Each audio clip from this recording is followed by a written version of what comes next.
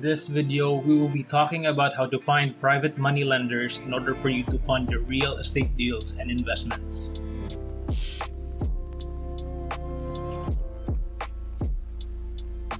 Private lending is just like as it sounds, borrowing money from private individuals, plain and simple. But you must keep in mind that this kind of lending is mostly based on your relationship with such lender, and the persons who you will be lending from are most likely not going to do so professionally. In other words, any person can be a private lender, assuming that that person has cash to spare. You can borrow from family, friends, friends of friends, work colleagues, your boss, or whoever. But in knowing the proper person to consider as a private lender, you must make sure that your prospect has some cash stashed away in bank deposits, stocks, a retirement fund, or other conservative investments. However, it is important that you choose someone who is easy to deal with and will most likely stick to the terms and conditions of your lending arrangement. In other words, although you are not exactly going to be dealing with a professional lender, it is still important to find a lender who can appreciate your transaction from a business standpoint. With this in mind, it seems that it is not ideal to borrow from close family members or friends who have the tendency to get overly comfortable in your dealings and ignore boundaries which arise from a lending arrangement. When you do find people who you think would make great private lenders, always make sure that in interacting with them, you must not come out with all guns blazing and immediately ask them to be your private lender. Instead, your priority should be to try and make these people aware that you are a real estate investor and you are constantly looking to put together great and profitable deals. It also wouldn't hurt for you to mention previous real estate deals that you were able to successfully set up. That is, if you have already been able to do so. The point here is for you to demonstrate your value to such prospective lenders and give them the impression that you are capable of providing them a higher return on their money if they choose to lend to you compared to the investments or instruments to which their cash is currently tied up with. In short, you should present yourself as someone who has an opportunity for them to make more money.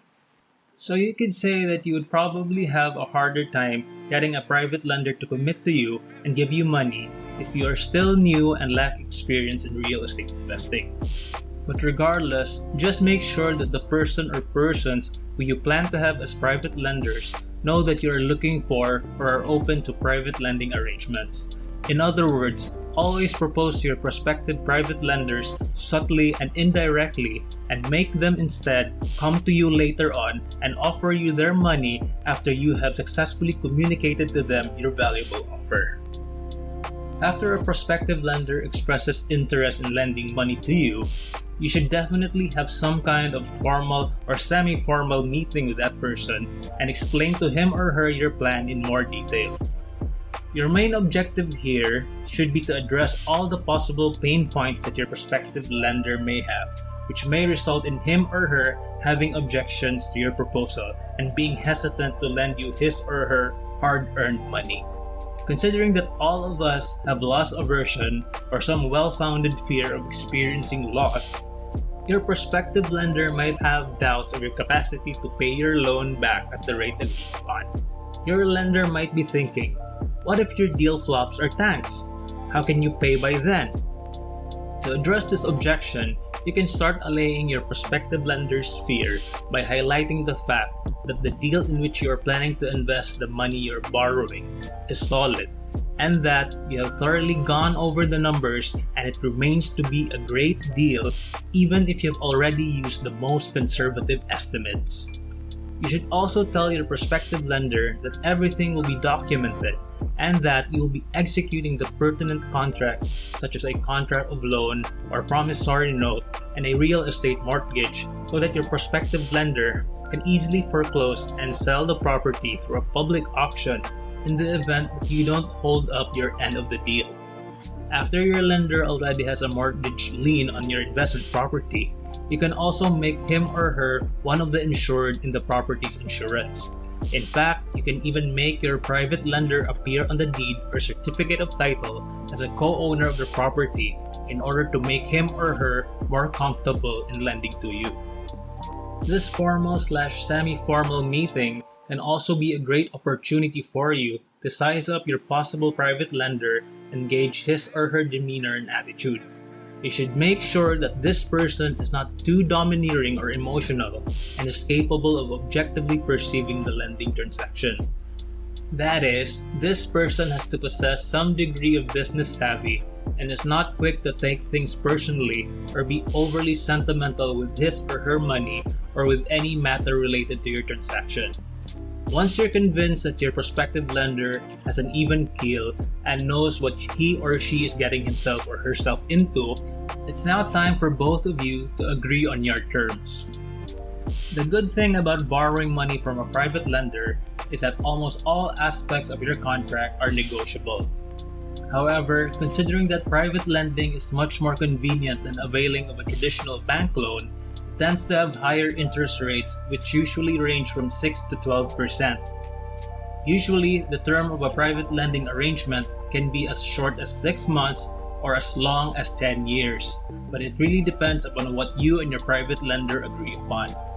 But before you formally draft the documents of your agreement with your lender, it is highly advised that you first consult a lawyer who is an expert in such arrangements to make sure that your agreement is properly worded and does not constitute as an investment scheme, which is more often than not considered as a form of security that has to be registered with the appropriate regulatory body, such as the Securities and Exchange Commission.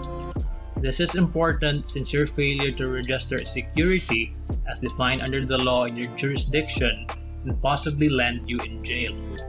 In short, it is strongly advised that the documents you and your private lender execute portray a contract of loan with mortgage instead of an investment arrangement whereby your lender is guaranteed the payment of profits from the real estate business at a fixed rate. But after you've ironed out all the kinks and have done proper preparation to avoid any legal complication, you will immediately see that finding and borrowing from a private lender is extremely beneficial to your real estate investment business, considering that this can allow you to buy great deals without using any of your own money. And inasmuch as a private lending arrangement relies predominantly on the relationship between the borrower and the lender, which implies the existence of trust between such parties, it presents as a better alternative to traditional bank financing, as you and your lender can choose to do away with much of the formalities that banks make you undergo before releasing a loan. In short, borrowing from a private lender is faster and more convenient. So, there you have it. I hope this video has taught you how to secure private money, which is one of the creative ways of financing your real estate deals using other people's cash. Please feel free to leave your comments down below, and please don't forget to subscribe.